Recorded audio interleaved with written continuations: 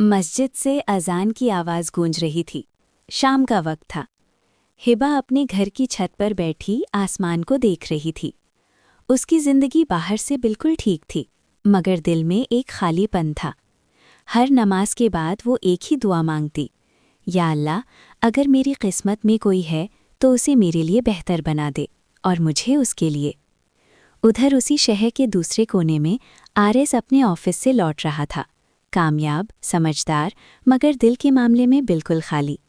उसने कभी मोहब्बत के बारे में नहीं सोचा। उसे लगता था ये सब वक्त की बर्बादी है। हिबा बस स्टॉप पर खड़ी थी। बारिश अचानक तेज हो गई। हिबा बस स्टॉप पर फंस गई। उसी वक्त एक कार उसके सामने रुकी। अगर बुरा ना माने तो मैं आपको ड्रॉप कर सकता हूँ। हिबा ने हैरानी से देखा। सामने एक अजनबी था, मगर उसकी आवाज़ में अजीब सा एतबार था। नहीं, मैं ठीक हूँ, आरिज़ मुस्कुराया। बारिश को देखिए, ये रुकने वाली नहीं। कुछ पल की झिझक के बाद हिबा कार में बैठ गई। दोनों खामोश थे, मगर खामोशी अजीब नहीं थी। घर पहुंचकर हिबा ने दरवाज़ा बंद किया, मगर दिल की धड़कनें अभी भी तेज थीं। या अल्लाह, ये कौन था?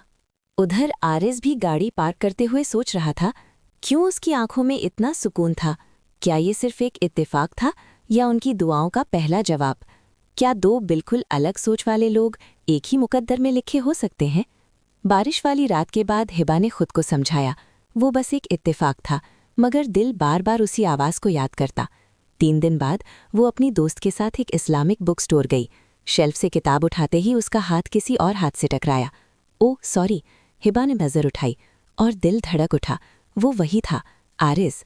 लगता है बारिश के बाद किताबों का बहाना है, आरिस ने मुस्कुराकर कहा। हिबा हल्का सा शर्मा गई। शायद दोनों एक ही किताब पकड़े हुए थे, सब्र और शुक्र। कुछ पल की खामोशी, मगर इस बार अजनबीपन नहीं था। बुक स्टोर के बाहर एक छोटी सी चाय की दुकान थी। आरिस ने झिझकते हुए पूछा, अगर आप इजाज़त दें तो एक कप चाय? हिबा ने कुछ सेकंड सोचा, फिर सिर हिला दिया। चाय की भाप के बीच बातें शुरू हुईं। आप क्या करती हैं? मैं स्कूल में बच्चों को पढ़ाती हूँ। अच्छा, इसलिए आपकी आवाज़ में सुकून है। हिबा ने हैरानी से उसकी तरफ देखा। ये तारीफ अलग थी, बिना बनावट की। आरिज़ ने पहली बार खुलकर कहा, मैं रिश्तों से दूर रहता था। मुझे लगता था मोहब्बत सिर्फ कहानी होती है। और अब? हिबा ने पूछा। आरिज़ कुछ पल चुप रहा। अब लगता है शायद दुआएं सच होती हैं। हिबा का दिल धड़क उठा। क्या वो भी उसकी दुआ का जवाब था? रुखसत होते वक्त आरिज़ ने कहा, क्या हम फिर मिल सकते हैं? हिबा ने नज़रें झुकाईं। अगर मुकद्दर में होगा तो ज़रूर, आरिज़ मुस्कुराया। तो फिर मैं दुआ करूँगा। उस रात हिबा ने नमाज के बाद दुआ की, या अल्लाह, अगर ये रिश्ता मेरे लिए बेहतर है तो इसे आसान कर दे। उधर आरिस भी पहली बार सच्चे दिल से दुआ मांग रहा था। मगर क्या दोनों के रास्ते इतने आसान होंगे, या कोई ऐसा राज है जो इस नई शुरुआत को मुश्किल बना देगा?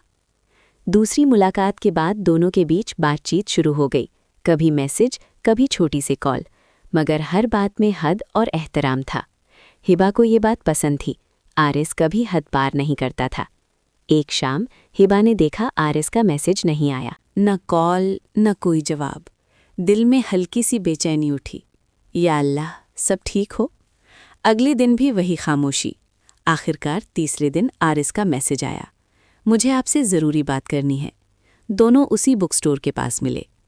आज आरिस की आंखों में पहले जैसा सुकून नहीं था। सब ठीक है? हिबा ने पूछा। आरिस ने गहरी सांस ली। मैंने आपसे एक बात छुपाई है। हिबा का दिल तेज धड़कने लगा। क्या?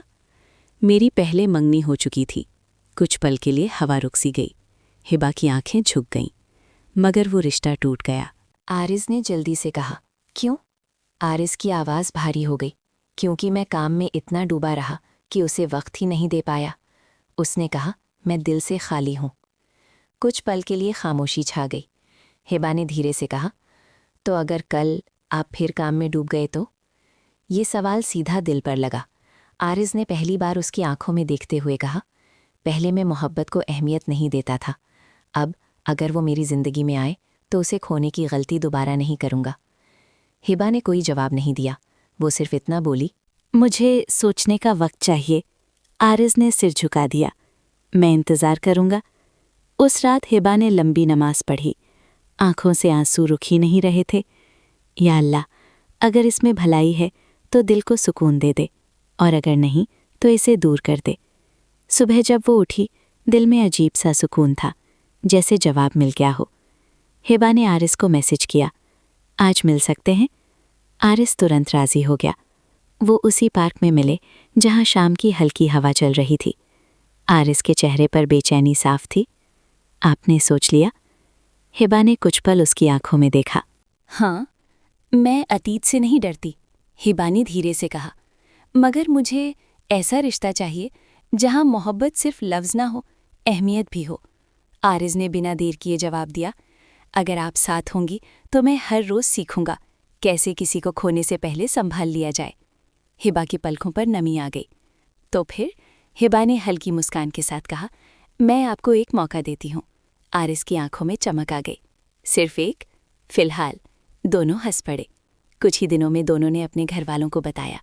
हिबा के वालिद ने साफ कहा, अगर लड़का सच्चा और जिम्मेदार है तो हमें कोई एतराज़ नहीं। आरिस पहली बार हिबा के घर आया, सर झुकाकर सलाम किया, सादगी से बात की। उसकी आंखों में इस बार कोई घमंड नहीं था, सिर्फ इरादा था। रिश्ता आगे बढ़ चुका था, मगर निकाह से पहले एक आखिरी इम्तिहान बाकी था। आरिस को अचानक दूसरे शहर ट्रांसफ़र का ऑफ़र मिला। बहुत बड़ा मौका, मगर दूर जाना पड़ेगा। क्या वो करियर चुनेगा या मोहब्बत? आरिस के हाथ में ऑफर लेटर था। दूसरे शहर की बड़ी कंपनी, ऊंची तनख्वाह, बेहतर मुकाम। मगर शर्त एक थी, 6 महीने का तुरंत ट्रांसफ़र। वो देर तक उस कागज़ को देखता रहा। फिर हिबा का चेहरा सामने आ गया। उसने हिबा को मिलने बुलाया। आज उसकी आवाज़ में पहले जैसा आत्मविश्वास नहीं था। मुझे ट्रांसफ़र मिल रहा है। हिबा कुछ सेकंड चुप रही। मुबारक हो, ये तो अच्छी बात है। आरिज़ ने उसकी आंखों में देखा, मगर जाना पड़ेगा अभी। हवा जैसे ठंडी हो गई। तो आप क्या चाहते हैं? हिबा ने सीधा सवाल किया। आरिज़ ने गहरी सांस ली। पहले वाला मैं होता तो बिना सोचे चला जाता, मगर अब वो रुक गया। अब मुझे लगता है अगर मैं हर बार करियर को पहले रखूंगा तो शायद फिर वही गलती दोहराऊंगा। हिबा की आंखें नम हो गईं। मोहब्बत कुर्बानी का नाम है, हिबा ने धीरे से कहा। मगर ये भी सच है कि काबिल इंसान का सपना अधूरा नहीं रहना चाहिए। आरिज़ ने हैरानी से पूछा, तो? हिबा मुस्कुराई। अगर हमारी नीयत साफ है तो फासला हमें कमज़ोर नहीं करेगा। अगले दिन आरिज़ ने कंपनी को जवाब दिया, मैं ऑफ़र कबूल करता हूँ, मगर 6 महीने बाद ज्वाइन करूँगा। कंपनी ने हैरानी से पूछा, क्यों? उसने साफ कहा, क्योंकि मुझे निकाह करना है। घर में खुशियों का माहौल था, सरल सा निकाह, बिना शोर शराबे के। काजी ने पूछा, कबूल है? आरिस की आवाज़ मजबूत थी, कबूल है। हिबा की आंखों में आंसू थे, मगर होठों पर सुकून। कबूल है। कभी कभी फासले दो लोगों को दूर नहीं करते, बल्कि उन्हें ये एहसास दिलाते हैं कि वो एक दूसरे के बिना अधूरे हैं। एयरपोर्ट पर हल्की सी ठंडी हवा चल रही थी। हिबा ने आरिस का हाथ कसकर पकड़ रखा था। बस 6 महीने। आरिस ने मुस्कुराने की कोशिश की। 6 महीने भी कभी बस होते हैं? हिबा ने धीमे से कहा। अनाउंसमेंट हुआ, वक्त सच में आ गया था। आरिस ने उसके माथे को छुआ। दुआ में याद रखना। हिबा की आंखें नम थीं। आप हमेशा दुआ में हैं। नया शहर, नई जिम्मेदारियां, लंबी मीटिंग्स, मगर हर रात वीडियो कॉल। खाना खाया? हाँ, आपने? छोटी छोटी बातें, मगर उन्हीं में सुकून था। एक रात आरिस की कॉल नहीं आई, दूसरे दिन भी नहीं। हिबा का दिल घबराने लगा। तीसरे दिन उसने कॉल किया, फ़ोन व्यस्त। सोशल मीडिया पर एक तस्वीर, ऑफिस पार्टी, साथ में एक लड़की मुस्कुरा रही थी। हिबा की आंखों में चुभन हुई। क्या फासले सच में सब बदल देते हैं? उसी रात आरिस का मैसेज आया, सॉरी, प्रोजेक्ट में फंसा था। हिबा ने सीधा पूछ लिया, वो लड़की कौन थी?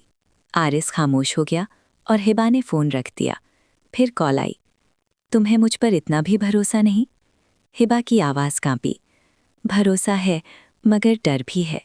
आरिस नरम पड़ गया। मैं तुम्हारा हूँ और रहूँगा। तस्वीरें मोहब्बत नहीं बदलती। उस रात पहली बार उन्होंने खुलकर बात की। डर, असुरक्षा, उम्मीदें, सब। फासले थे, मगर दिल पहले से ज़्यादा करीब हो गए।